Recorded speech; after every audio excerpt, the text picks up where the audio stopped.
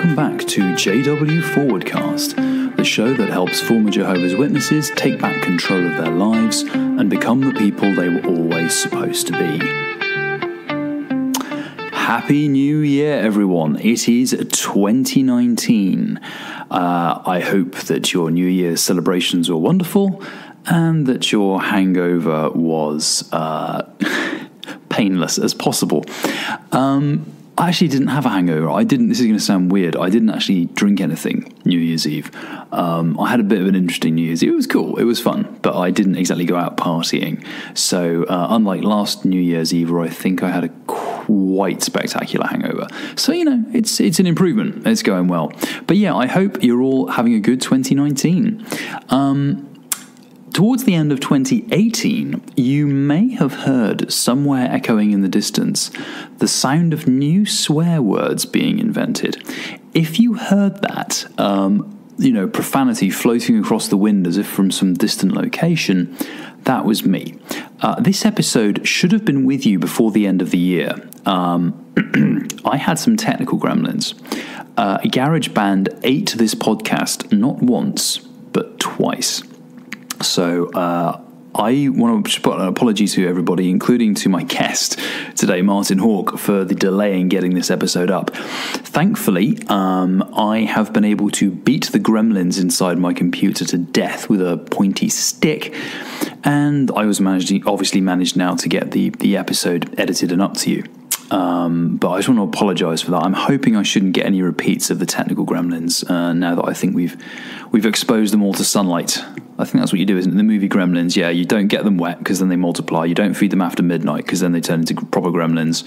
And if you expose them to sunlight, it kills them. So I've exposed my laptop to sunlight. We've killed all the gremlins, and now all I have now is just a little cute, cuddly mogwai gizmo thing left. So we're in a good position.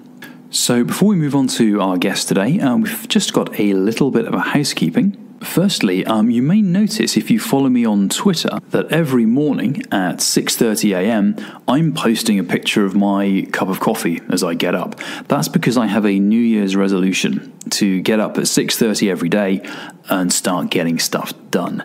And I've tweeted publicly about this because I want to make myself accountable. So for the next year, minimum, you are going to see, if you follow me on Twitter at Covert Fade, you're going to see me start the day with a cup of coffee. I've given myself the weekends off because obviously weekends are downtime. However, at the moment, I'm still, even at 6:30 on the weekend, I'm still getting up because I want to burn that habit into my brain. From what I understand, any new habit at first, especially if it's a difficult one, like getting up early, you've really got to keep doing it to keep it burned into your head. So that's what I'm doing. So if you see me tweeting a cup of coffee at 6:30 and you're wondering what on earth's going on, well, that's what on earth is going on. I actually have a number of New Year's resolutions this year, and I've popped them onto Patreon. If you've followed me on Patreon, and you'll see this video went up for everybody. Usually the Patreon-only content is for the $3 a month subscribers and up. But I actually made that video available to everybody. And partly because it's got a thank you in to all my Patreon supporters, but also because I wanted to talk about my New Year's resolutions and be candid about a few things, because some of the resolutions I talk about are fairly trivial, but some of them are actually quite personal and a little bit difficult to talk about. But I feel like it's important sometimes to talk about things that are meaningful and changes that are meaningful to make, and that you have to be honest with yourself sometimes and look yourself in the mirror and then make the changes even if you don't want to make them. So I popped those resolutions up on Patreon. So if you're a supporter, you can go check them out. And if you start supporting me on Patreon, you'll also get access to it as well. Speaking of Patreon, I have some new Patreon supporters to give a shout out to. A huge thank you to Javier Ortiz, Ray Mansfield, Maria T. Gomez, Troy Barnes, and Harry Parry. Guys, thank you so much for your very kind support. It is very much appreciated. And just an additional shout out to my very kind Patreons who need to remain anonymous. I understand what that's like because I need to remain anonymous as well. Thank you for your support. You know who you are, and you're also just as much appreciated. Another way to support the show is to leave us a review or a star rating on iTunes, Stitcher, or Podbean, or wherever it is you listen to the podcast. I'll also, if there's any written reviews, I promise to read them out on the show. So go for it. Even if it's a review that's absolutely scathing and critical, I'll still read it out. And also, thank you to everyone who's sharing the show on social media, on Facebook, Twitter. You can also check out our YouTube channel as well, Covert Fade on YouTube. There's some podcast content and some non-podcast content, and I'm going to try and get some more non-specific, non-podcast specific stuff on there that's only exclusive to the YouTube channel, so check it out. So, housekeeping all done, it's time to get on to the interview.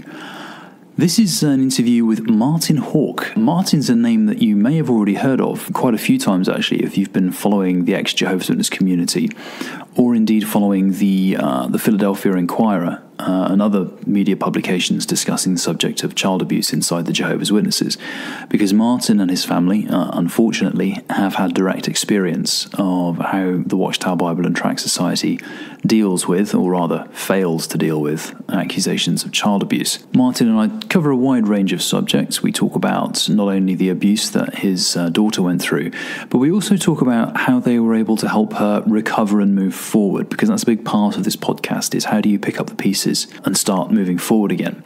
We also discuss other things like Thanksgiving, Halloween, the movie Deadpool, which is, if you haven't seen Deadpool, go out and see Deadpool, unless you're offended by really, really, really funny, strong violence, in which case maybe don't see Deadpool. I'm very grateful for Martin for having come on the show, and I'm also very sorry to Martin that it took this long for me to get the episode out there. But yeah, without further ado, I give you Martin Haugh.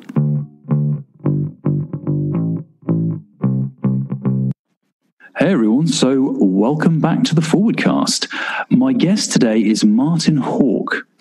Martin was born into a family of Jehovah's Witnesses. He married a Jehovah's Witness, started a family in the religion, and made progress through the faith's rank structure, becoming first a ministerial servant and eventually an elder, a position of spiritual leadership in the congregation. However, his faith was thrown into crisis when he became aware that his daughter had been sexually abused by his JW cousin. When this abuse came to the attention of the congregation elders, it was the start of a series of shocking events that ultimately led to Martin and his family leaving the Jehovah's Witness religion. Martin has since become an outspoken critic of the way the religion handles accusations of child sex abuse.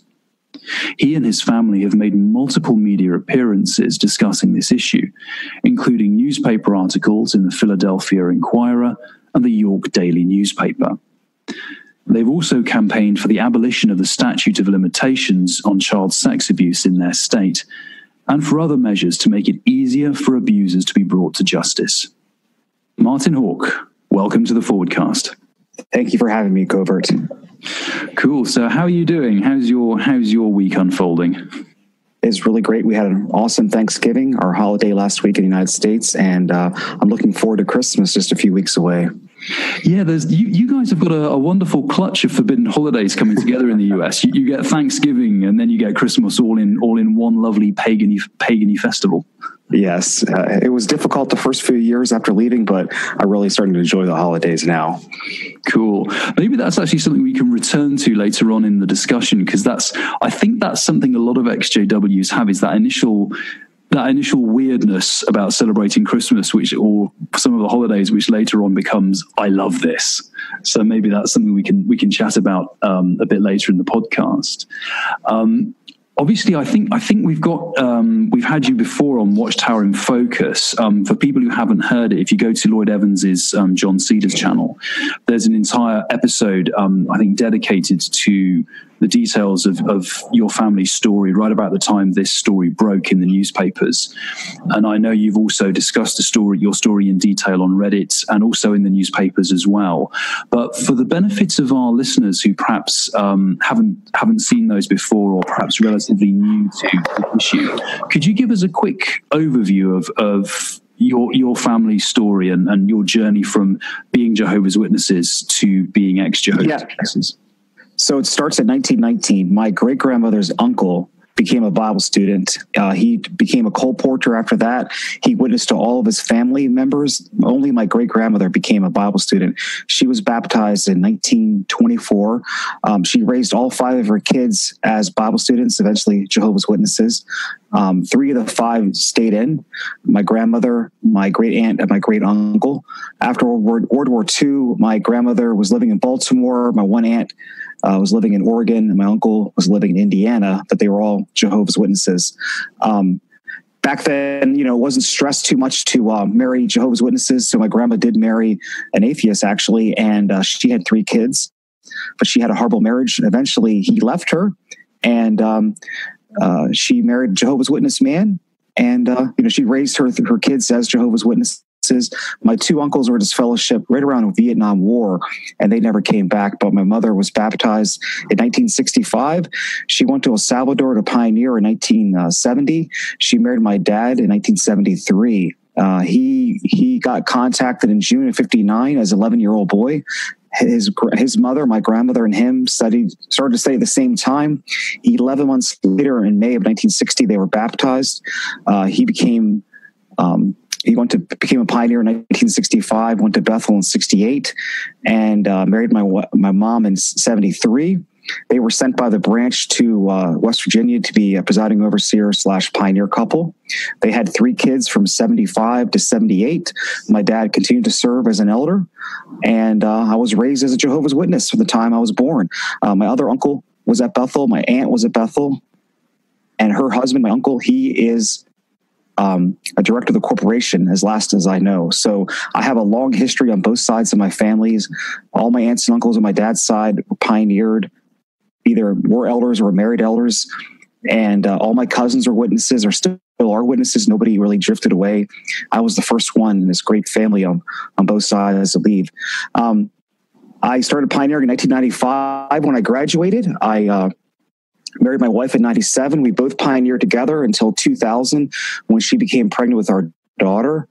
I was a ministerial servant from 99. And I was 22 when I got appointed a servant. So I just missed the cutoff that Tony Moore says you can't marry people if you're not a ministerial servant by 23. I'd switched congregations, and the new congregation, the coordinator, actually the presiding overseer at the time, didn't like me. So that's why it was no big deal. And then because of my daughter's abuse, because the way I handled it, because I called the branch, basically I was punished. I was not deleted as a ministerial servant, but they took my privileges away for a little bit.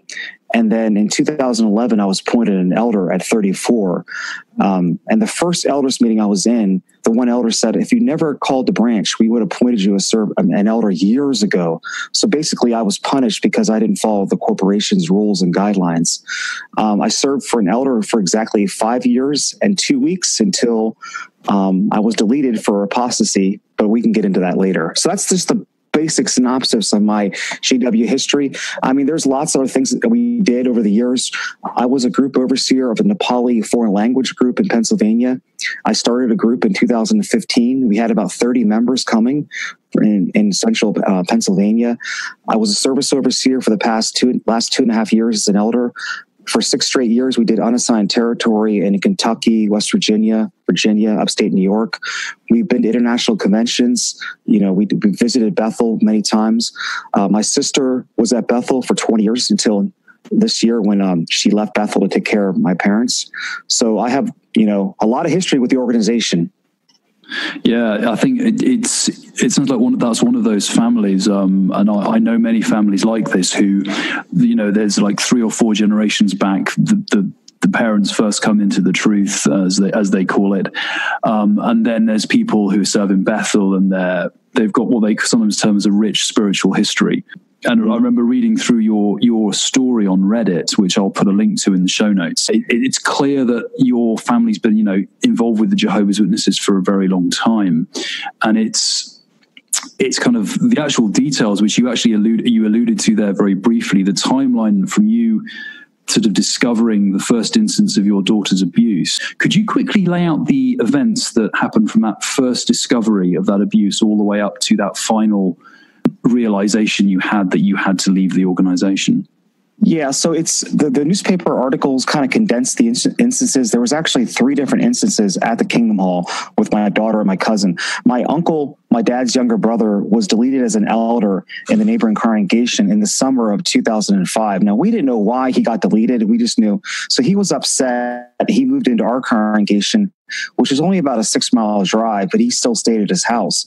And we found out later what the reason was why he got deleted as an elder. Well, so within a few weeks, the first Wednesday in October 2005, I was conducting the group for field service. I was a ministerial servant, and my cousin was there. He's much younger than I am. He was a teenager at the time, my uncle's son. And my wife left right after the meeting for field service because she had a Bible study at 9:30 with another pioneer sister. So this was October of 2005. My wife was a regular auxiliary pioneer. She took 5 years off from pioneering.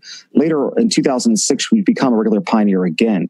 But she had a Bible study with another pioneer, so she left right after the meeting for field service. I was handling out territory assignments to the other sisters when I noticed my daughter, who was on my left side, was gone.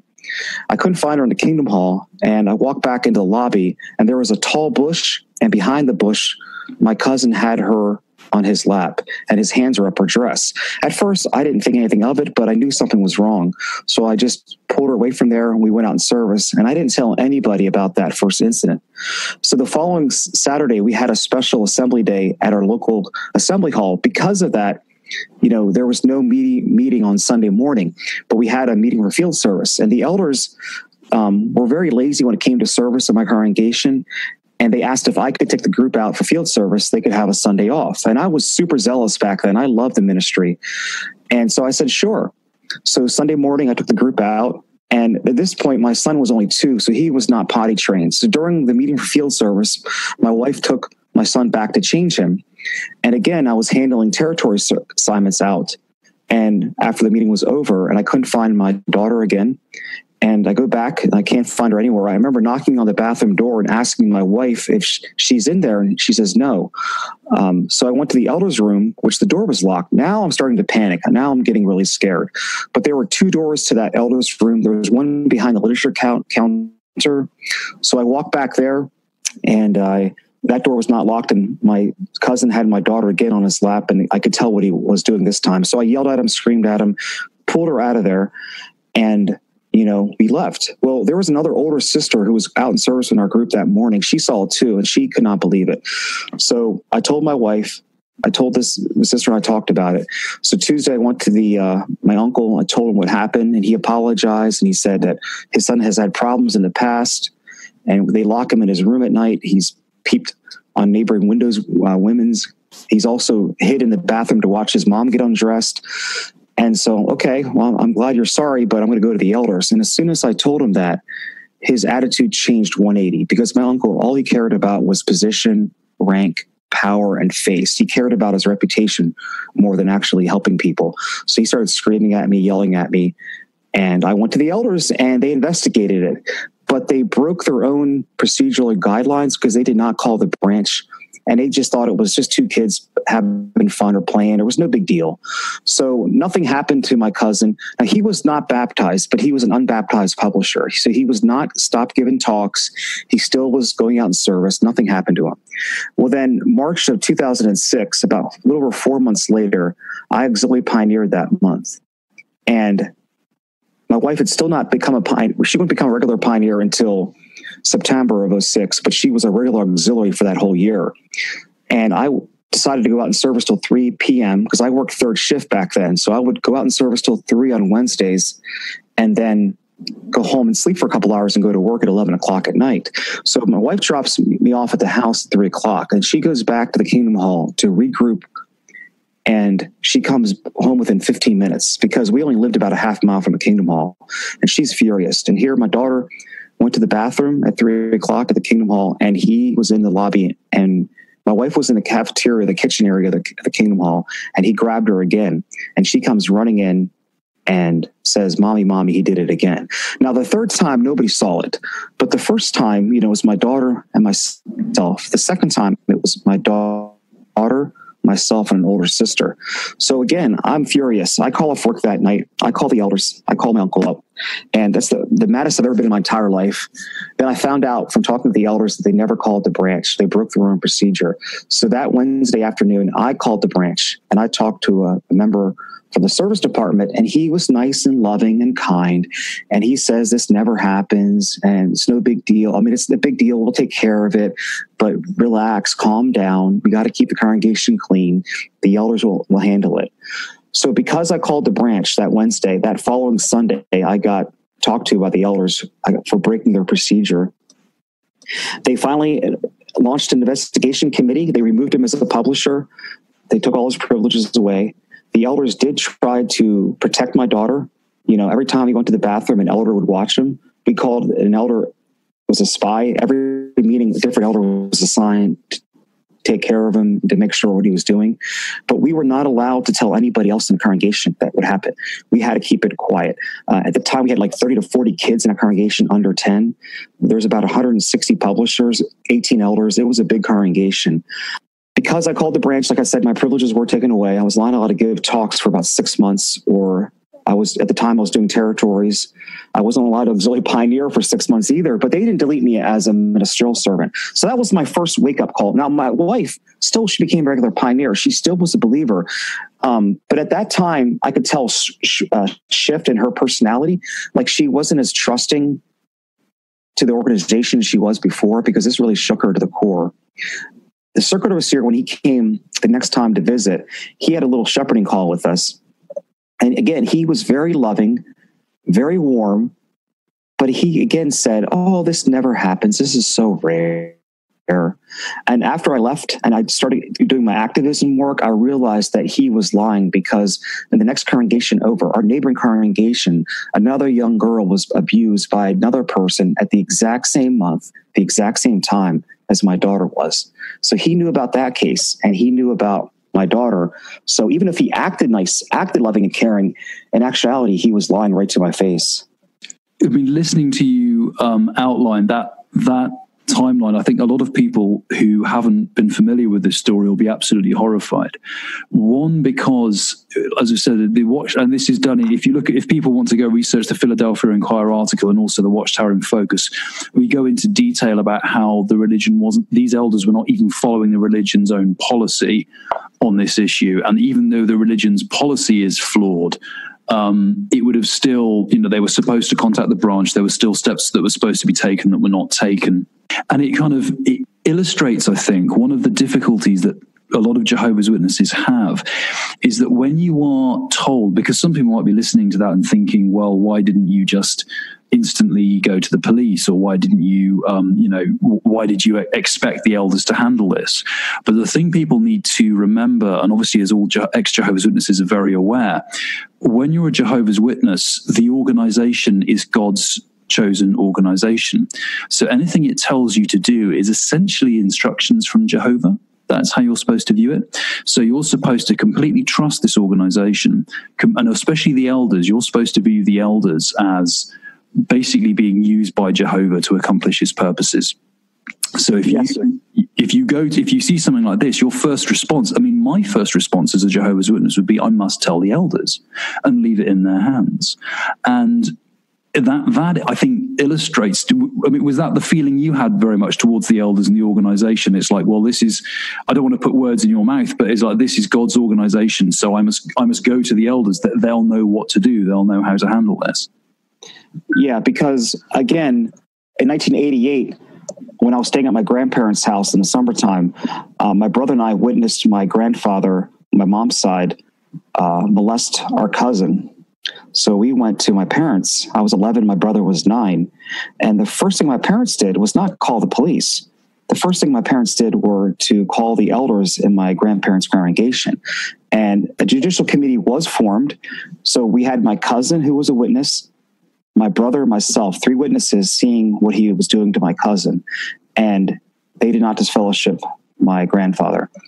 And I can remember this clear as day. After the elders meeting was over, the judicial committee was over, because it was, imagine on in the Kingdom Hall. The three elders were on the stage. My grandfather was on the left of the Kingdom Hall. My cousin and her mom were in the middle. My brother, myself, and my mom were on the right. So he was yelling at us. It was going back and forth. It wasn't a judicial committee. It was like an open court session. It was horrible. And afterwards, my mom had a conversation with her sister-in-law saying, don't worry, we're going to appeal this decision. We're going to get this fixed. So my parents' mind was, don't call the police. Let's call Jehovah. Let's get the elders. The elders will fix it. And at that meeting, I learned that same man molested my mom when she was a teenager. And back then, that was 1968. There wasn't an elder arrangement. It was a congregation servant. And that congregation servant was one of the three elders who was on that judicial committee. So, and he had a mini meeting with my mom and me and my brother, and said, what happened to you 20 years ago, we're not going to hold that against this man today, because that's been so long ago. And then I asked my mom, I'm like, Mom, what do you mean? What happened to you? And she wouldn't tell me, and she wouldn't tell me. And eventually she said, yeah, he touched me when I was a teenager. And I'm like, you let my brother, my sister, and me stay at that house? Well, I thought Jehovah would take care of it and fix it. So the training I got from as a kid was that Jehovah would fix it. The elders will fix it. Now, in my case, the elders did tell me more than once that I had every right to call the police. But they kept saying, but think of Jehovah's name. Do you want to bring reproach upon Jehovah's name or the congregation? So just think about that before your call. Now, we can't stop you from calling. You can call, but there might be consequences of you calling. And it was like a thinly vague threat that if I would have called the police, maybe I would have been deleted as a ministerial servant. So my wife and I didn't call. Mm. And later on, because my uncle and my cousin and my aunt, they stayed in that congregation for a number of years until I became appointed an elder. As soon as I became an elder, they left. They did not want me in be in the same congregation. Yeah. And my coordinator took my wife and I aside one day. This is maybe 2009, 2008, 3 or 4 years after it happened. I don't know the exact date. And he goes, I need to talk to you too. It was after a Sunday meeting. And he broke every procedure possible because he was with another elder. It was just the coordinator and him. He says, you're causing divisions in the congregation. I'm like, how are we doing that? Well, you're not nice to your uncle. You're not talking to your uncle. Everybody can see clear as day that when you see your uncle, you sit on the other side of the Kingdom Hall. And I'm like, look, I don't want nothing to do with my uncle. He says, you have to be nice to him. You have to go out of your way to show love to him. So if you don't change your ways now, your wife can't pioneer, and we're going to take you off the list as a ministerial servant. So that was the attitude my coordinator got to me, that I was supposed to show love and compassion, that even though the Watchtower would have articles saying, choose your associates wisely in a congregation, not every Jehovah's Witness is good association. They would actually tell us that, but in their mind, that even though my daughter was the victim, that I had to be the better man. I had to show love and compassion and go out of my way to be nice to my uncle, because I followed every procedure that they told me to. The only thing I did wrong was call the branch. I never discussed it with anybody in the congregation. I never discussed it with my parents, my sister, my brother. I didn't tell anybody else, just my family. Now, my uncle told other people, so my aunts and uncles would come to me and act like, what's going on here? And of course, I had to say something. But I was treated as a horrible person for bringing this story up to begin with. And I know that reading through the story you put on Reddit, so clearly you've gone through all of this appalling experience, but you were still very much, would you say, a believing Jehovah's Witness at this point? You were still you were still believed in the faith, even though you'd had all these experiences inside it. Would that be fair to say? 100%. I love the organization. I love service. I love meetings. Yeah. I loved, it was everything about it. I love the culture, the attitudes, now I realize it was all fake. It was all a thin veneer. But at that time, I lived, breathed, and ate Jehovah's Witnesses, the culture. I read every magazine cover to cover. I went out of my way to help at the Kingdom Hall, whatever I could. And that's what really makes me upset is all these things happened, with my mother, my cousin, my daughter. And then when I became an elder, I learned of other abuse in the same congregation. Those things are not what shocked me out of the organization. And I wish they would have. I wish that my daughter's abuse, we would have left in 2005 and never went back. But it was something so trivial that actually woke me up that I wish I could go back and hit a reset button and do it all over again. And I've told my daughter, I feel like I failed you keeping you in that kingdom hall. You know, at the time she was only 4 when the abuse happened. And she's not upset or mad at me because she knows that I was brainwashed just like she was, my mom was, her mom was, my wife was. And I think that kind of illustrates the way that the thing that wakes people up is not always the thing you'll be expecting, because, and I'm sure you're not alone in having gone through awful experiences like this, but been convinced that this is, I mean, when we know, you can talk to many ex-Jehovah's Witnesses who've been through similar situations, and that isn't always the thing that wakes them up, because they still think, well, this is God's pure organization. It's just that there are some people in this organization who are doing terrible things. And that's exactly not to cast it away. And interestingly, I mean, looking in your life story on Reddit, it was actually a Bible study that your wife was having with a Bible study, and the Bible study started doing their own research, and then started she actually became a publisher, but kept researching, and then started showing your wife things like the infamous UN scandal, the Melno Park scandal, the 607 BCE date not going wrong, you know, not being correct, the Royal Commission. And that started to wake your wife up.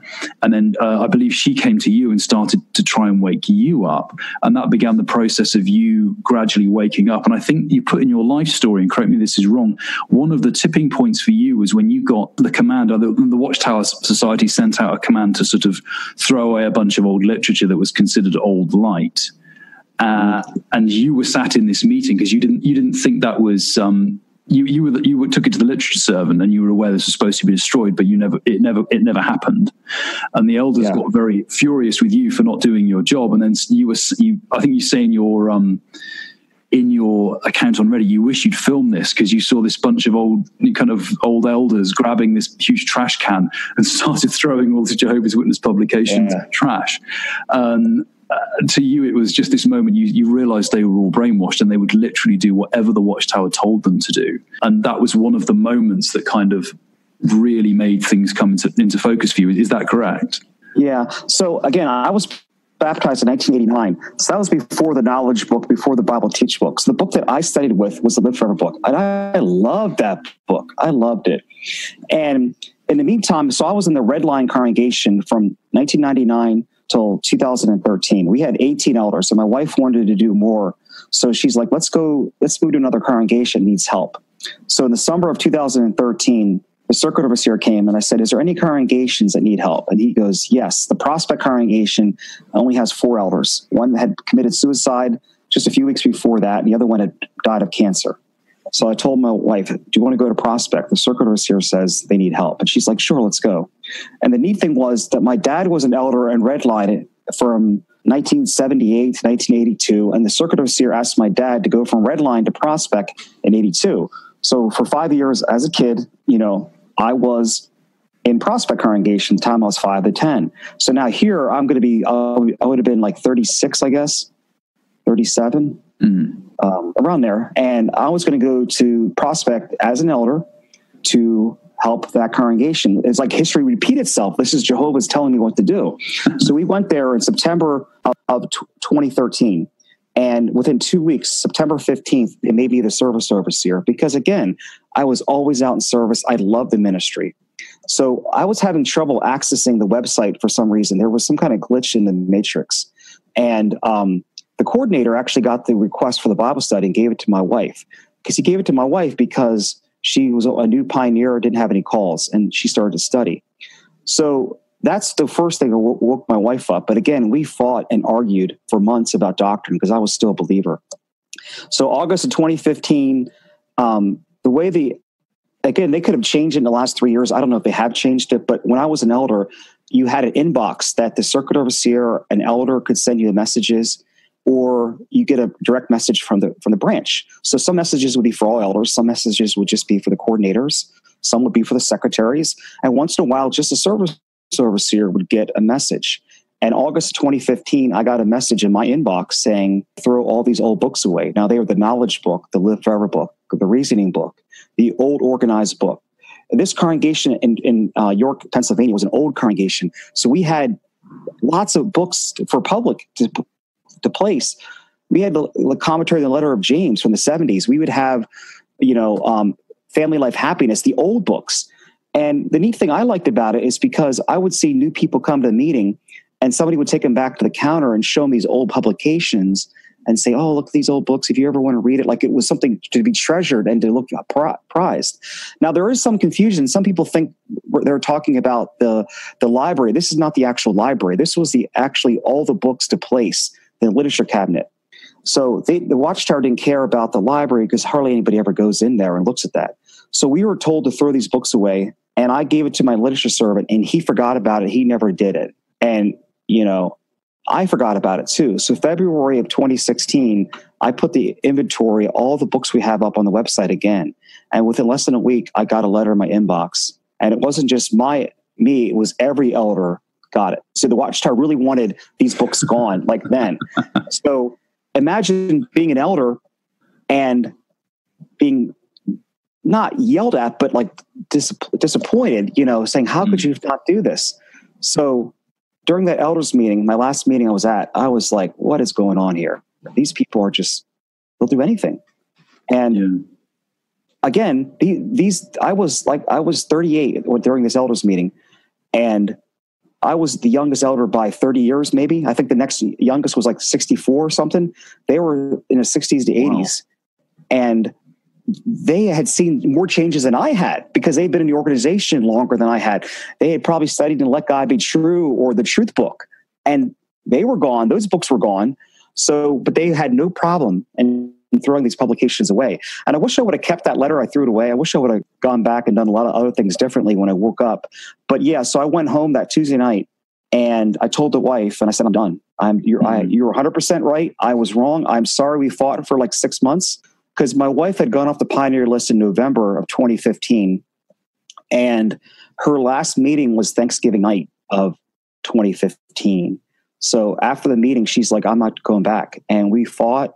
And in the summer of 2015, my wife, who was a nurse, was attacked by a resident, and her arm got broken because a resident knocked her down and pushed her arm behind her back. So for 3 months, my wife couldn't really drive anywhere because her arm was all wrapped up and she had a lot of pain. And she was on the medical, for service. And they, oh yeah, just do what you can until you get better. Well, then she started having panic attacks. And so I was telling all the elders in the congregation, my wife's having panic attacks. Well, I thought it was related to the injury, the attack in June of 2015. Well, no, the panic attacks was from the Kingdom Hall, because those 3 months, my wife couldn't go out in service, couldn't go to meetings. That's when she really did the deep dive into whether this was the truth or not. And so I was covering for her because remember, I technically should not have been an elder because for the past 3 months, my wife hadn't been to one meeting or been out in service once. But she was putting those token hours in so she wouldn't be a regular. Mm. And so I was covering for her. So she hadn't been to a meeting in a couple months. And I said, well, I'm done. And we never went back. I never went back to that Kingdom Hall from the night. My last meeting was an elders meeting after the Tuesday night meeting. And I have never stepped foot in a Kingdom Hall since then. So, I mean, I want to come back actually a bit later and ask you about that kind of severance of ties, and obviously the fact that you are, you're being shunned by family members and all these other things, and how you cope with that. I think what I'd like to do quickly is just establish the current chain of events, because obviously your family leaves the Jehovah's Witnesses, and the police become involved. There's a police report filed about the abuse that this man has been carrying out. Now, I think when you were on Watchtower in Focus, the state of events was that the police were hunting this guy down, but that he was on the run. Since that happened, my understanding is that this person has been apprehended by the authorities and is currently standing trial. So what's the current state with this particular offender, and how have the local congregation or the Watchtower reacted to this trial? So the coordinator who gave me so much trouble after the abuse from 2006, now he was not I think the coordinator arrangement came in 2007. So he was not the coordinator when the abuse happened. He wasn't on the elder body, but he became the coordinator a few years after the abuse. And he's the one who gave me the hard time because he liked my uncle.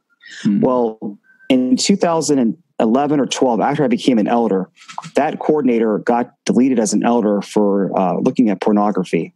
So unrelated story, but whatever. So we had a new coordinator appointed in that meantime, and he was really nice to me. He liked me in Redline. So, but he hated my cousin. He hated him with a passion.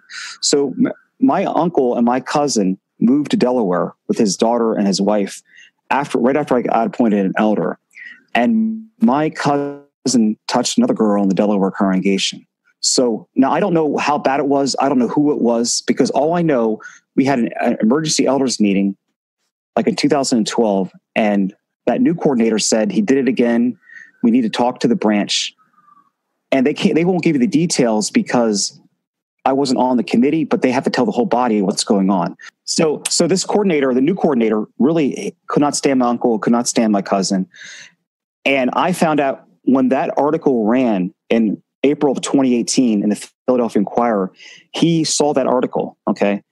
And the reason why I know that he actually called the police because he knew where my cousin was living. Because now my cousin is an adult man in Delaware, and he knew where he was living. He's the one who called the police and gave the tip. So an actual elder called the police, but 12, 13 years after the actual incident happened, not accident, excuse me. So he's the one who called the police. So the Delaware police in May of 2015 arrested him, put him in jail for 3 days. Monday morning, he made bail. And then 2 weeks later, he had to appear in York County, Pennsylvania.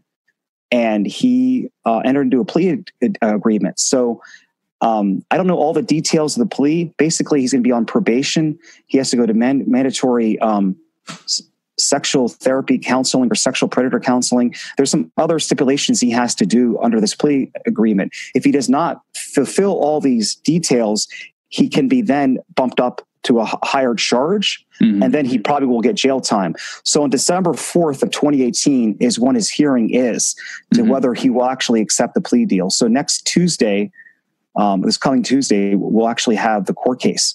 So basically, he probably won't get any more jail time because it is an old case. It wasn't as bad as it could have been.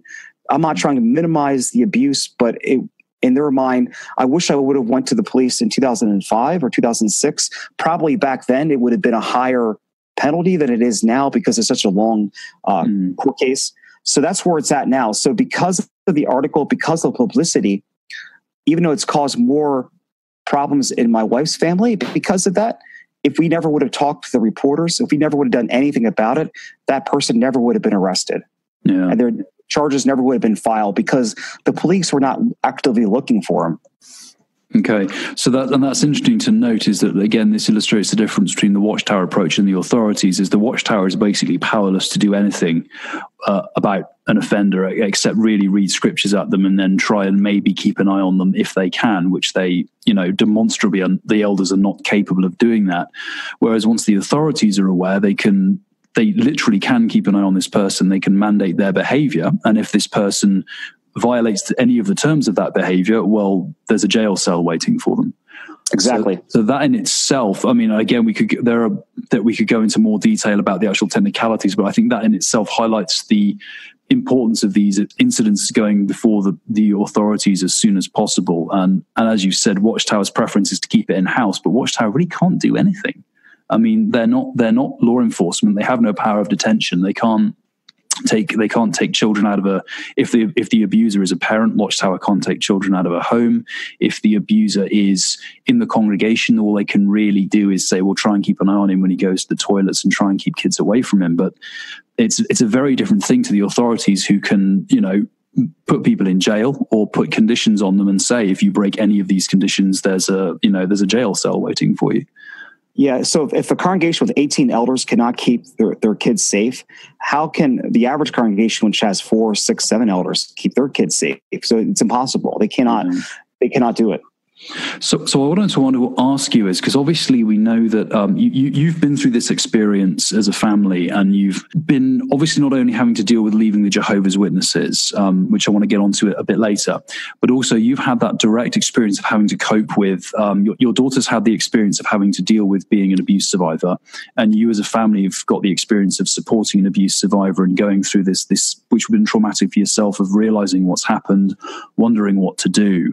So how have you been able to process this as a family? What did you find useful and helpful to help you kind of move forward and heal?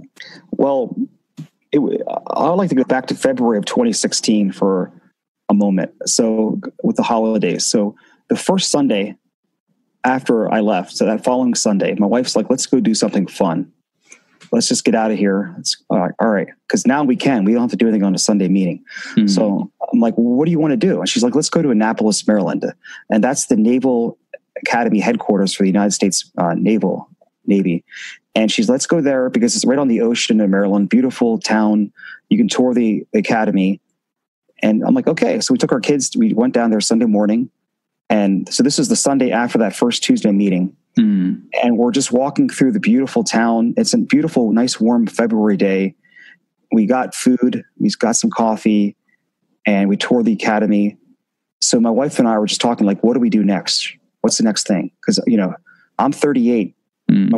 My wife's 40.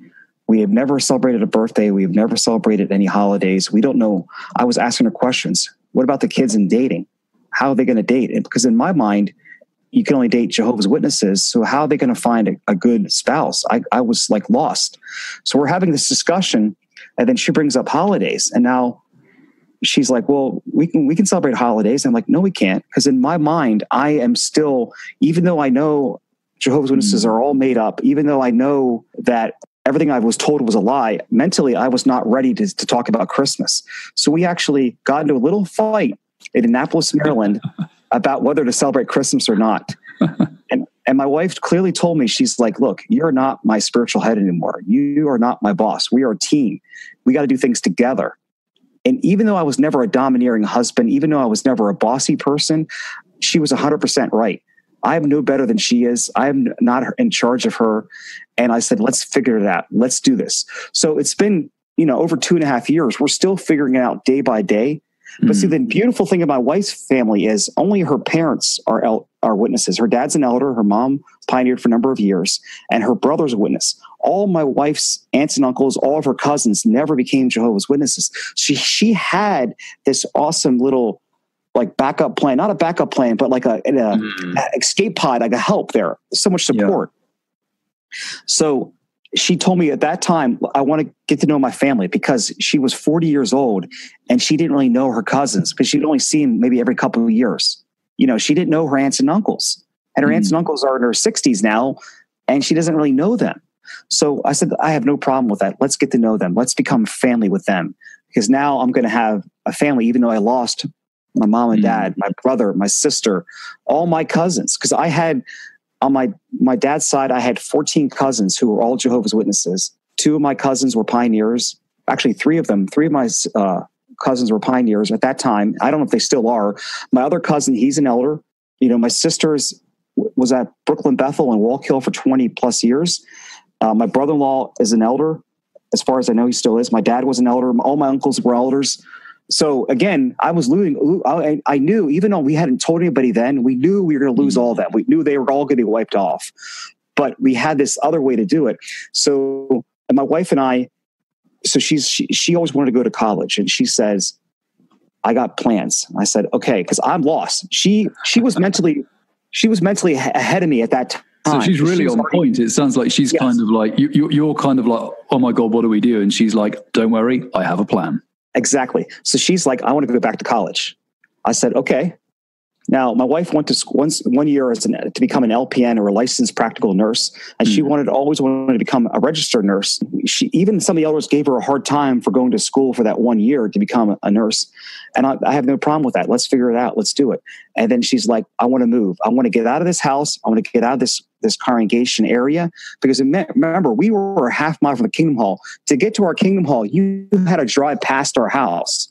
Okay. So everybody, she wanted out of there. We had lived in a house for 15 years. So I said, okay.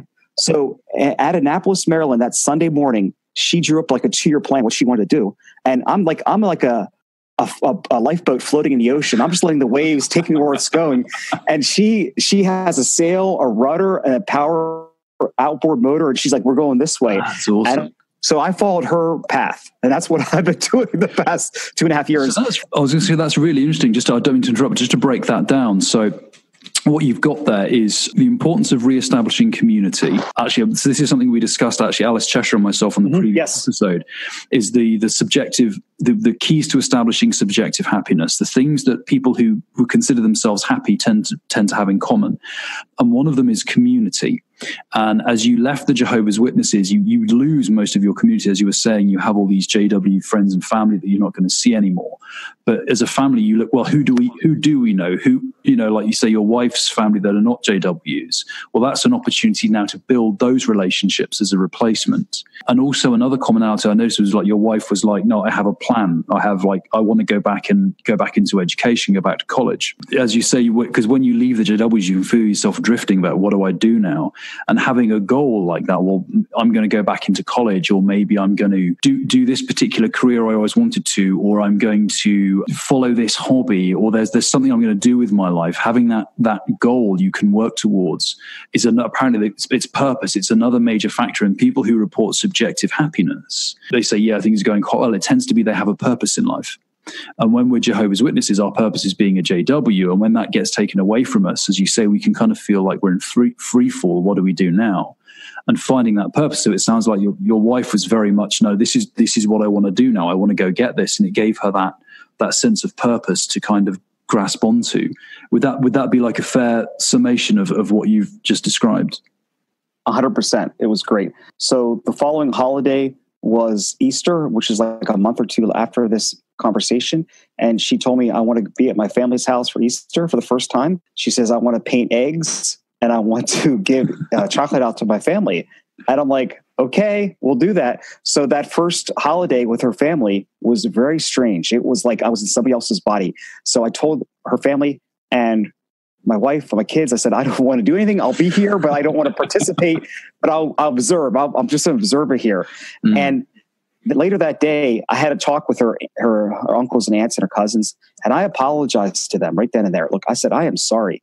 I said, I was indoctrinated. I thought I was doing was right. I'm sorry that I kept your cousin, your niece away from you. I was wrong. I'm sorry I wasn't here for Thanksgivings or Christmases.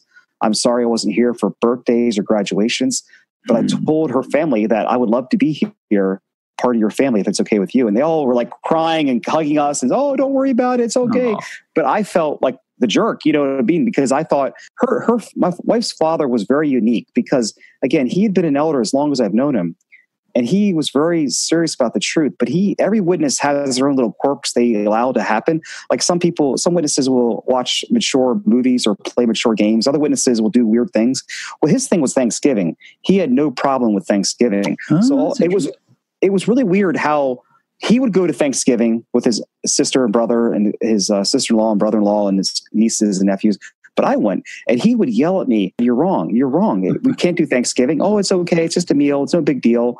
So, but then the funny thing was, as soon as we left, and as soon as we started doing Thanksgiving and the other holidays, they disappeared. My mother-in-law and my father-in-law would never, and they have not been to any family gathering in the last couple of years because of that. So it's just really, because since I'm there celebrating Thanksgiving now, I guess he can't go there. I don't know.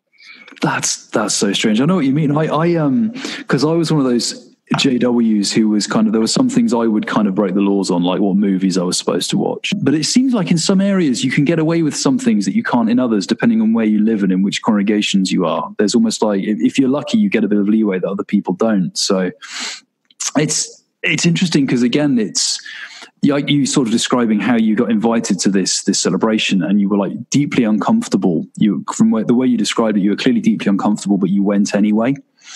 And I think that's another thing is when we leave the Jehovah's Witnesses, I don't know how you feel about this. I think the temptation is to stay in your comfort zone of like, Christmas makes me uncomfortable. The thought of going to a worldly thing makes me uncomfortable. The thought of doing anything that the Jehovah's Witnesses forbade me still kind of makes me feel uncomfortable. And personal growth really only happens when you make yourself feel uncomfortable. You have to get out of your comfort zone in order to have new experience and in order to grow as a person.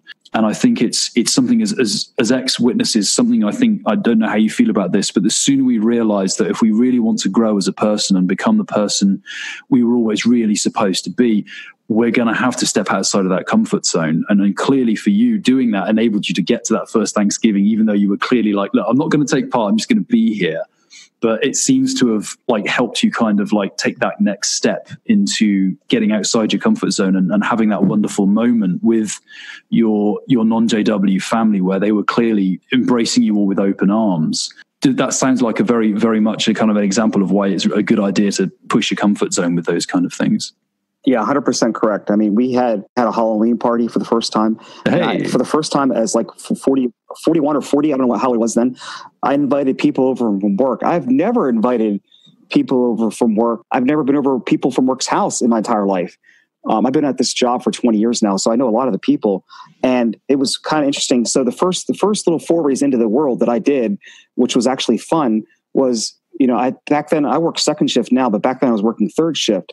So a lot of the guys would go to the bar and get breakfast after work and then get a drink or two. And they would do it. They would invite me for years and I would turn them down. Can't do that. So finally, one, I think it was a Tuesday morning or a Monday morning. I'm like, hey, you guys going out for breakfast? They're like, oh yeah. Do you mind if I come? They're like, sure. So then, went out for breakfast, got some eggs and toast. And then at 7:00 when the bar opened up, we got a beer. And then I sat in a bar for like a couple hours and with 3 or 4 guys from work, and we just talked and had fun. And there were people smoking there and there were bad language, but nothing bad happened. It was like no people got arrested. There was no fights. I was always told that bad things will always happen at bars. Yeah. And my eyes were opened up. So then for the next few months, at least once a week, I'd go out with the guys after work. And then because of that, I was comfortable enough to invite those people over to my house, because the time I was a kid, I was always told that, if you invite worldly people at your house, sex will happen or rape or drug use or something bad's going to happen. Yeah. So you can't do it. So that I had to do little baby steps. I had to make little forays into the world a little bit at a time. I can remember I was a pretty good Jehovah's Witness. I wasn't perfect, but I was pretty good. So I really never watched too many R-rated movies or Peggy 18 over there, or 18 restricted in England. And I remember that a few nights later, I said, I'm going to watch Deadpool. And so that was like the first really R-rated movie that I watched. That's a good choice. I love that film. That's a good choice. The first one. So then I showed it to my wife, and then she was a little nervous, but we watched together. We had fun. And now we make it a point to like once or twice a month to go out and see an R-rated movie just because it's R-rated. So, yeah. Well, it's funny because I remember on that point of like, you're told that all these horrible things will happen if you go to like a worldly party or go to a bar. My first Halloween when I was out of the JWs, I went to I ended up basically dressed as a kind of a cross between a demon and a vampire in this huge Halloween party. And there was at the back of my mind, I was like, oh my goodness, these people are smoking. Oh my goodness, these people are drinking. Oh my goodness, that person's wearing something very scanty clad. And there was a little voice in my head that was expecting like any minute now, the drugs and the police and the shame is all going to come. But what actually happened was everyone had a really good time. It was fun. I got a little bit drunk. I woke up in the morning with a little bit of a hangover. It was incredibly good-natured. Nothing bad happened at all. And it was an example for me of like, it's surprising how that JW conditioning can linger in your head. Even when you think you've been out for a while, it still kind of rears its ugly head sometimes. And just being aware that it's going to do that allows you to kind of say, it's okay, I'm panicking because there's a little bit of my brain that's still in a cult, and that's fine. I'm just going to tell that part of my brain to shut up, and I'm going to just proceed as the normal me would. And I found that. Do you find anything? I was going to ask you, do you still have any aspects of the JW conditioning that's still in your brain that rears up from time to time that you have to, you sort of catch yourself thinking, oh no, that's the old JW me speaking. I've got to shut that up. Yeah, from time to time, it's still present, it's still there. One of the things is like my father is a super hard worker, and he's one of those people that could never relax. He had to always be doing something because he thought if he wasn't working, he was wasting time. Mm-hmm. So we drove to Florida and to Disney World as a kid, and he did not like having that whole week off of work. So he decided to buy an aftermarket cruise control and put it on his car instead of enjoying the beach, enjoying Disney World, enjoying the sun at Florida. That's kind of the person my dad was. So he was never happy. So when he retired at 62, he retired early. He started doing the prison witnessing, like 3 or 4 days a week. So I got a lot of that. One of the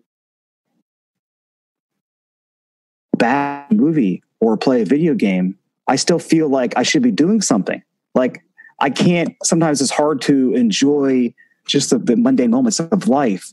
You know, I feel bad if my wife and I go for a hike. Well, I should have helped somebody, or even if it's not a JW thing, you have that training that it's whatever you do is never good enough.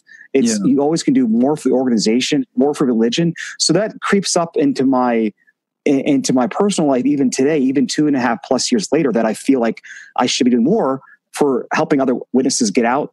I'm never doing enough. And I know, hey, I'm only one person. It's one life. I can enjoy life.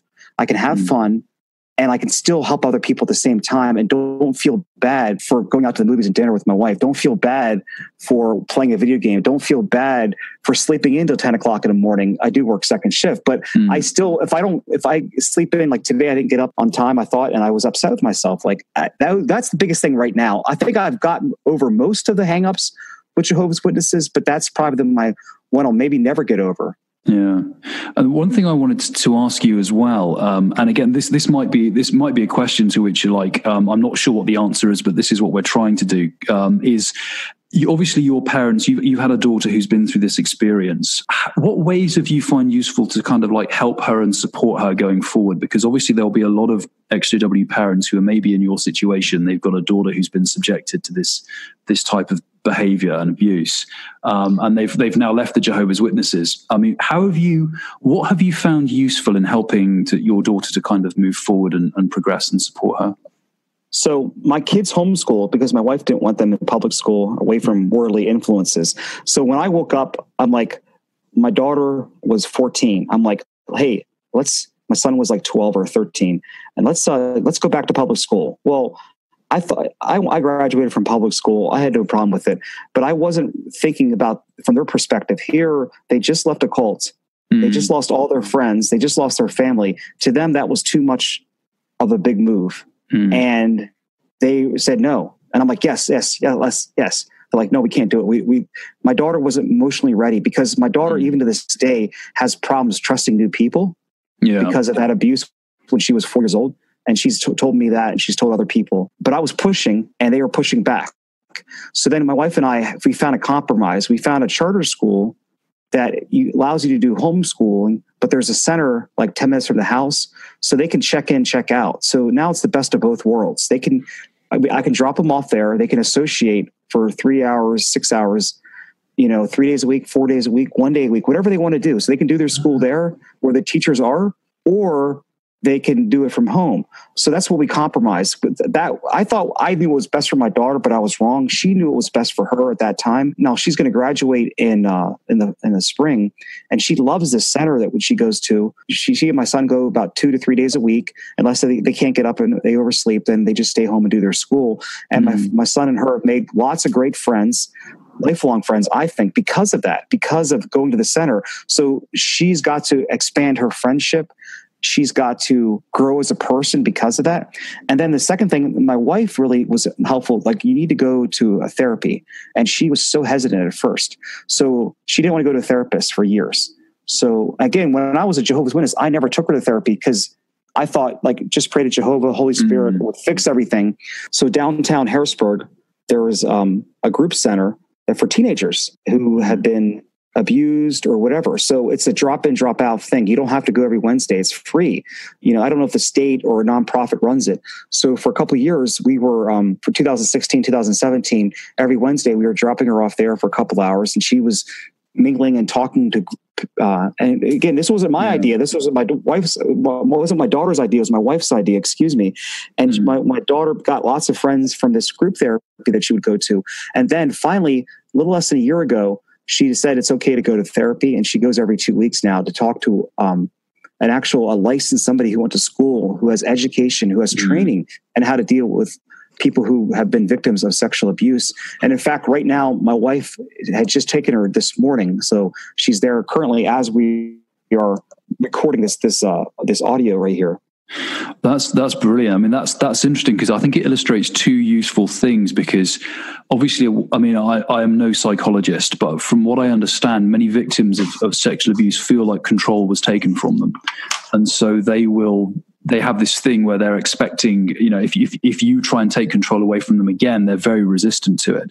And so you have that situation where obviously you want what's best for your daughter, and you can see she needs to start building relationships and interacting with other children. And she's really hesitant of being thrown back into it. But the nice thing there, I think, is it's the communication that was there. Your wife and your daughter could have that discussion and be like, okay, what's the actual goal here? Is the actual goal to get her into a public school for its own sake, or is the goal really to sort of continue her education in a way that gets her more social interaction with kids her age? And you were able to find that compromise, or like you say, here's a way we can do best of both worlds. Because obviously you could say to her, look, we want what's best for you, just do as we say. And she would come back, but I don't feel comfortable with that.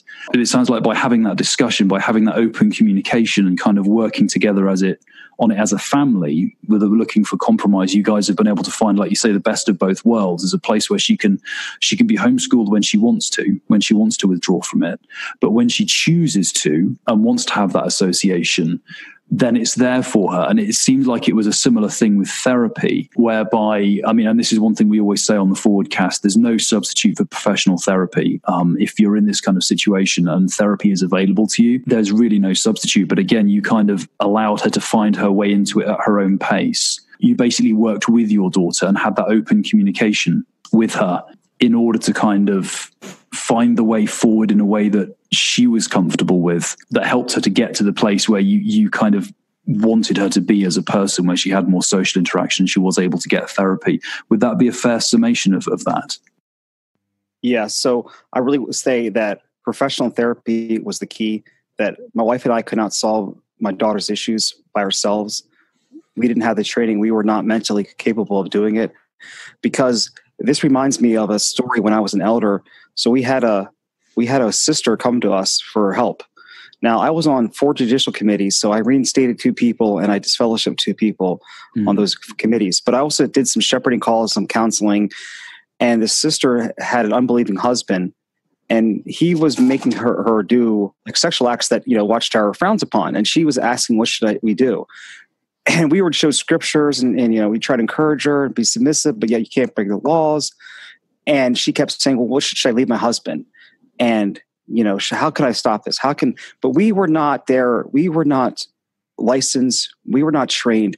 All we had was a book. They were trying to pull scriptures out to help people.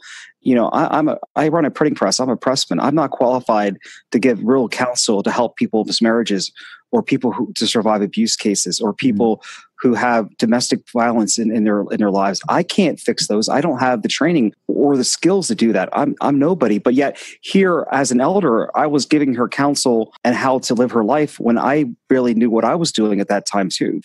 So that's why I really think that my daughter really has grown so much and has gotten so much better because of the actual every 2 weeks, the professional therapy that she's received. Yeah. And that's, and I think, as I know it's not always available for some people where they live, there may be a financial issues, or there may not be any therapists available, but really if professional therapy is available, then it's such a vital part of the healing process going forward. Something else I wanted to ask you about, something that struck me as well, is you mentioned in your life story that you've left the Jehovah's Witnesses, you've lost 30 pounds and dropped your cholesterol quite dramatically. Has that been a result of you feeling mentally in a bit of a better place, or has that been just kind of a byproduct of leaving the JWs? Because one of the things, again, that Alice Cheshire and I were talking about in the previous episode is physical health is linked to your mental health and your emotional well-being. So usually the physically healthier you are, the better people tend to feel mentally. Has that been your experience? Yeah. So again, I was a good Jehovah's Witness. I didn't have sex to our wedding night. I never did drugs, never smoked, never drank as a kid. I can remember I was pioneering. After service was over, I drove to the state store to buy beer for the first time at 21. And I asked the lady, I said, where do you keep your beer? And she's like, this is the state store. We only sell wine and booze here. Like, I didn't know in Pennsylvania, we have weird liquor laws. State stores can only sell wine and hard liquor. Beer distributors can only sell beer. But I didn't even know that because I was so naive. So I never had an issue with drinking or anything else. I had never gotten really in trouble as a teenager. But my big problem, my big weakness was food. I would always overeat, and I always had a trouble with my weight. Like if there was a 6-pack of beer and a pack of chocolate bar as a teenager, I'd go for the chocolate, not the beer. So I always struggled with my weight. I was about 220 pounds when we got married at 20, and I'm only 5'7". I'm not tall. And my weight would go up and down, and I would get serious about it. And a couple times I hit 275. And so when we left in February of 2016, I was about 265. I wasn't at the heaviest I've ever been, but I was getting back up there again. And I always would think, well, in the paradise, I get perfect health. Who cares about my health now? So April of 2016, at work, they had a free blood assessment health screening. I signed up for it, took it. I realized my cholesterol was over 400, and I was borderline diabetic, and I was in not good health at all. So I told the wife, I said, look, I got time now. I don't have service. I don't have meetings. I don't have preparing for talks. I need to fix this now. So the next week I joined a gym. I started eating better. It's actually, I'm down 50 pounds now. I weigh 215. Wow. So I've lost 50 pounds in the last 2.5 years. I did gain about a pound since Thanksgiving, but I'm 216 this morning, but last week I was 215. So I've lost 50 pounds. My cholesterol is 200 now. I'm no longer pre-diabetic. My iron, my protein levels are all normal, all good. So I think I was under a lot more stress as an elder, and I compensated by overeating all the time. I don't overeat as much as I used to. I'm more controlled, more stable. So because I have plenty of time, and now, I go to the gym 5 to 6 days every week. I love the gym. It feels so good to work out, to sweat, and I just feel it makes my life so much better now. My wife's lost 57 pounds in the same time period. So she's actually lost 7 pounds more than I have. We're in better health. Her back doesn't hurt her anymore. And things just feel so much better when you have that drive to do something, because that paradise is not going to come to give me that perfect body. So I'm trying to do the best I can in the meantime to get in best shape as I can. Yeah, I sleep better. My feet don't hurt at work, standing on concrete for 8 to 12 hours. So everything has been a lot better with me physically and mentally in the last 2.5 years. That's brilliant to hear. And again, it's something that, my own experience of my health's been dramatically better since I left the religion. And I think part of it is due to that fact that you realize that you're only going to get one meat vehicle to pilot around. It's not going to get magically restored to perfection. It's, you're investing in it. And by going to the gym now, this isn't the thing with me. I have a very similar workout routine, which ironically I haven't been doing for the past 2 weeks because of chaos in moving around.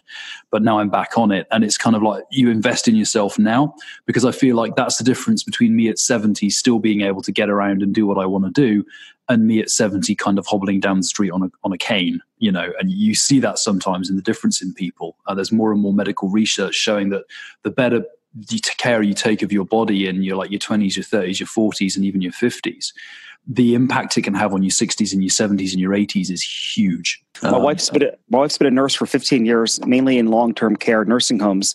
And the number one reason why people are in nursing homes is lack of mobility. They can't go to the bathroom by themselves. They can't get out of bed by themselves. They can't shower themselves. And the number two then is Alzheimer's, dementia. So those people might be in great health, but their mind goes. So majority of our people are fine, everything else, but they just can't move. And because they didn't take care of their body, they got too overweight. They didn't exercise. Their knees, their hips broke down.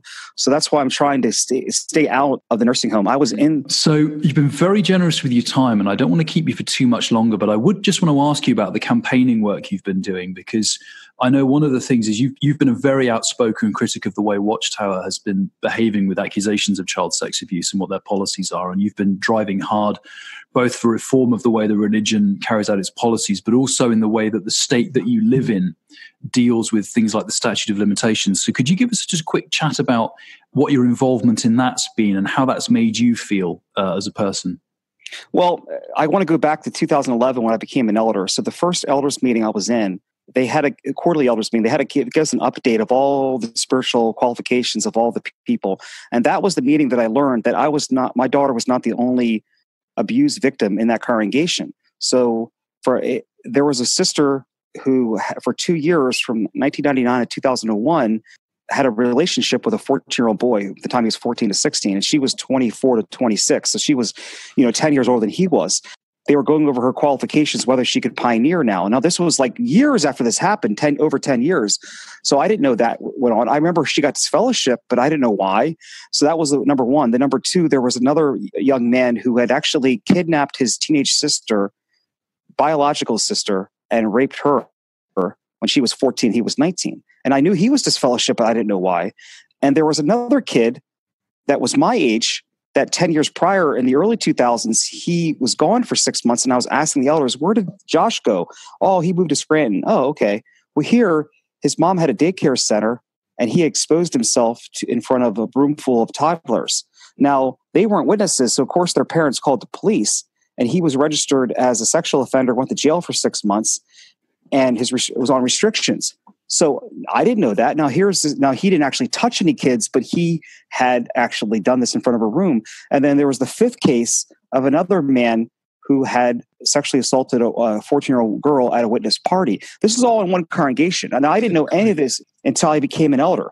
So the reason why I'm so outspoken of Watchtower's policy, it wasn't just my case. They didn't call the police. There were 4 other cases the police were not called.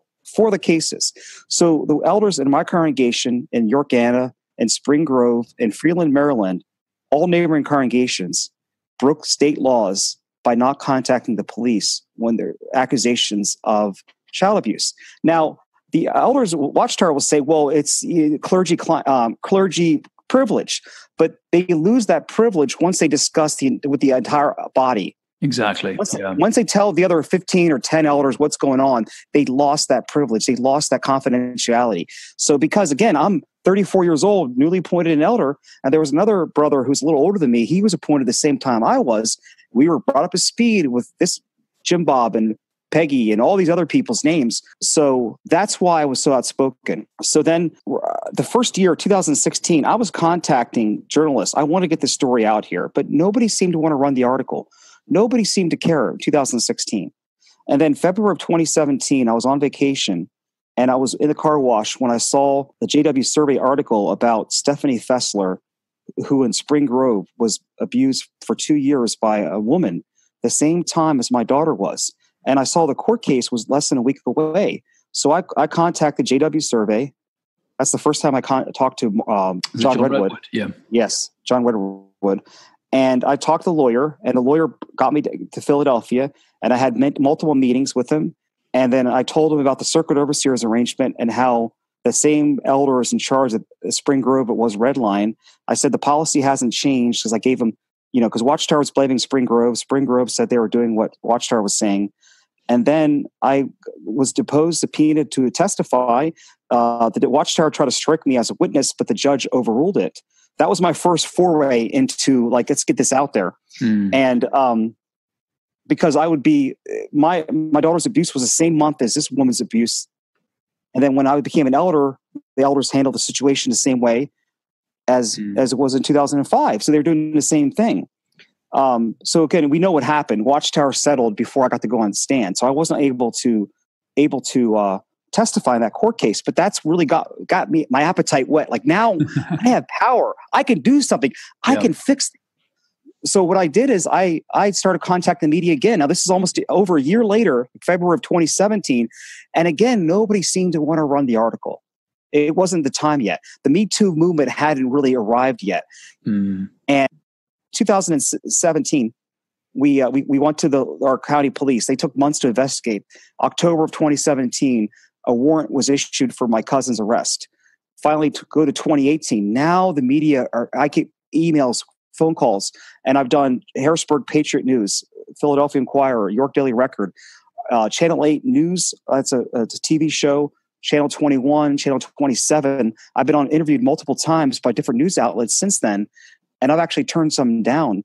I was also in the Reading Eagle too. So now I'm trying to get the publicity out there. So then in June of this year, June of 2018, the office of Mark Rossi, he's a congressman from Pennsylvania. He's pushing a bill to eliminate the statutes of limitations laws in Pennsylvania because he was raped by a Catholic priest as a young boy. And at that time in Pennsylvania, you only had 2 years, the time you reached 18, to file a civil lawsuit in Pennsylvania. And you had 12 years for criminal. So that means if you were raped by a priest for 5 years or 6 months or twice, it didn't matter. You could not sue the Catholic Church after you were 20 years old. You only had a 2-year window. And most 18-year-olds don't even think about that. So now the statute of limitations is 33 and 30. So you have 12 years to sue and 15 years for criminal. But again, in Pennsylvania, that law needs to be changed. So a priest could even admit to it, but if the victim's 35 years old, nothing can happen to that priest or elder or anybody in Pennsylvania. Yeah. So we need to change the laws. So he invited me to speak at the Capitol in Harrisburg because it's not just a Catholic thing. It's not just the Penn State University. It's also a Jehovah's Witness thing. It's also the Boy Scouts thing. So I was able to speak there to show that it's not just Catholics, other religions. Since then, the bill passed the House in Pennsylvania, but the Catholic Church spent millions of dollars and got lobbyists to have the Senate overthrow the bill, the state Senate. So that bill did not get passed as of right now. So he's going to rework it and try it again because, again, the Republicans in Pennsylvania care more about money than they care about victims. They care more about protecting the church's finances than they care about getting justice for the kids.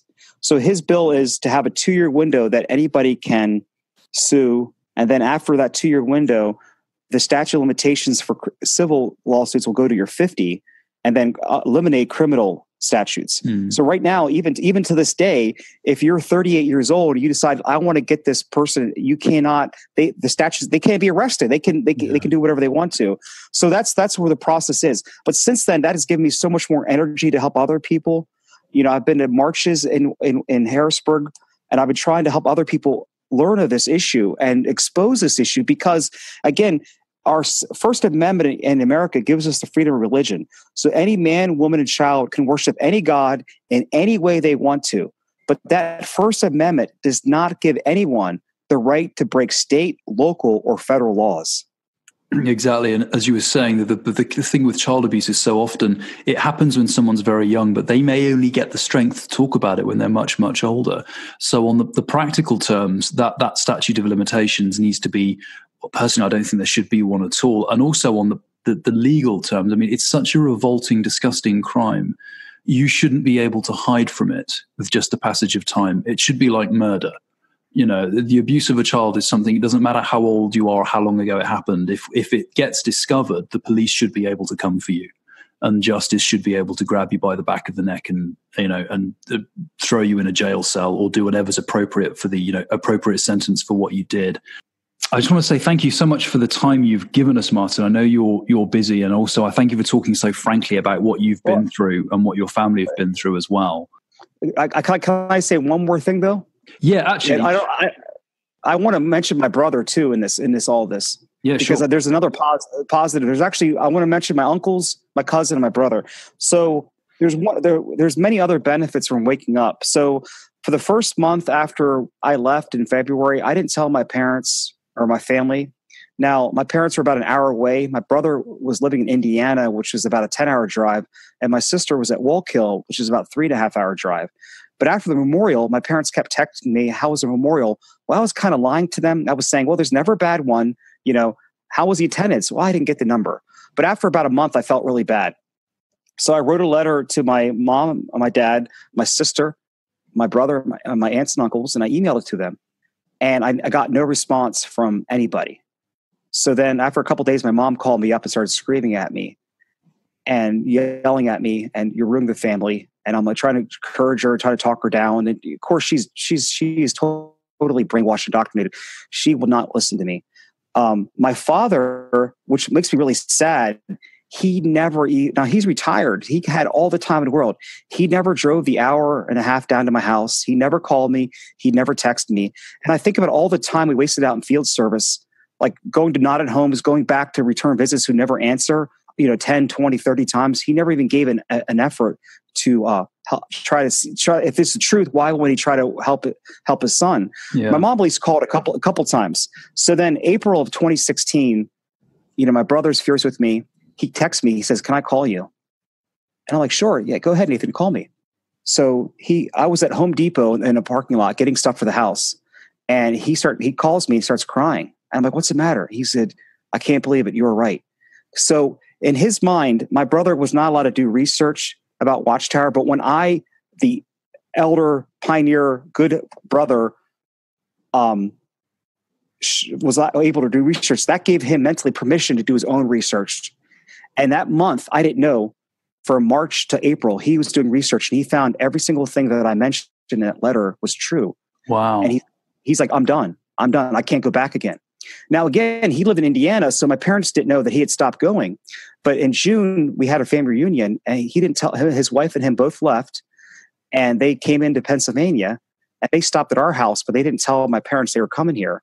And then that's when my family, my aunts and uncles, had a little funeral for us because we were dead. And my aunt, who's the missionary in Africa, says we have to close ranks, we have to tighten up, we have to keep marching forward. We can't look behind us. Like I was in a line of soldiers and I got shot down, and just step over my dead body and keep marching forward. So my brother's the one that told me all these things. So then we were both crying. It was so sad. My brother was disfellowship in 2002. And so for 5 years, I didn't talk to him. He was disfellowship the day my son was born. And he didn't get reinstated until 2008. And our relationship was never repaired because, I'm an elder, I'm doing all this stuff. He never, ever, did anything in the organization. He always felt bad. And since then, our relationship has been the best in 20 years plus since we both left. We're both mentally out. And then I found my mom's two older brothers who left back in the 60s. I reconnected with them. They're great, amazing men. I've met them twice in the past 2 years. One lives down south, one lives in California. And then I learned that I have a cousin who I never knew I had before. So my one uncle, who was an alcoholic, who my grandma would always show what happens when you leave. Well, I met him once when I was 5 years old in 1982, and I've never seen him since then until I left. Well, in 1989, he sobered up, married a woman, and had a kid in the 90s, which I never knew. My grandma never told me. My mom never told me. So I have a cousin who's 27 who I've never met until this year. So even though I've lost a lot of family, I've gained family too. I've become friends with my uncles, my mom's side. I've gained a cousin, and I've gotten my brother, who's closer to me than he ever has been before. So there's been a lot of other great things that's happened to me since we've left.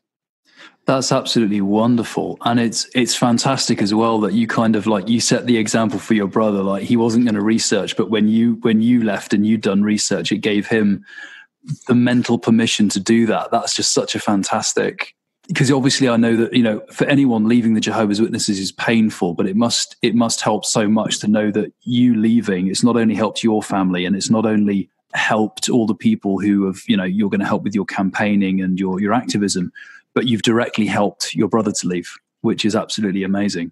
Yeah. And my brother Nathan loves you, he loves John, and he also loves the other John too. Yeah. Or Lloyd, yeah. Nathan, hello yes. From us all. You've been really kind to sharing your story today, Martin. It's been fantastic to get this insight, especially since I think this is an issue that sadly affects so many ex-JWs.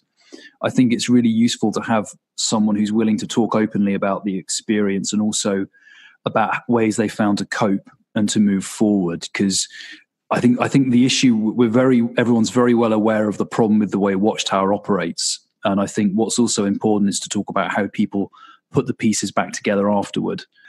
Is there anything else you'd like to talk about, or any projects you're involved in at the moment that you'd like to draw attention to? Well, I decided after 2.5 years, I finally wanted to do a video on YouTube about my life story to help other people just in passing. I don't think I'll be a career, but I just want to get it out there. If after the lawsuit, if I have to take it down, I will. But right now it's out there. So I made a video last week, and I made it's going to be 3 videos. I put 2 up. Well, the first one already has 6,000 views in 1 week. And I didn't advertise it too much. And I'm just thinking to myself at work last night, wait a second. So I pioneered for 6 years total. There's no way in 6 years that I talked to 6,000 people. All those hours driving around, knocking on doors was a lot of wasted effort. In a couple hours of work, my video could have helped more people in just 2 or 3 hours of my time than 6 years of pioneering. So if people think that there's nothing you can do to help other people, you're wrong. Anything you can do to help people wake up, or people who have left, to comfort, to help those, you could make a major difference in this organization. Maybe you don't have the tragic backstory that I have, but still your story is very important. Get it out there. Help other people with your story. Be positive. Share your accomplishments. Share your growth. Help other people to see that once we leave Watchtower, life is definitely still worth living. That is awesome. Thank you so much. And I think that's a great sentiment to end it on. So I'll get you're on Twitter, aren't you? It's Hawke Martin? Yes. Yeah. Very original.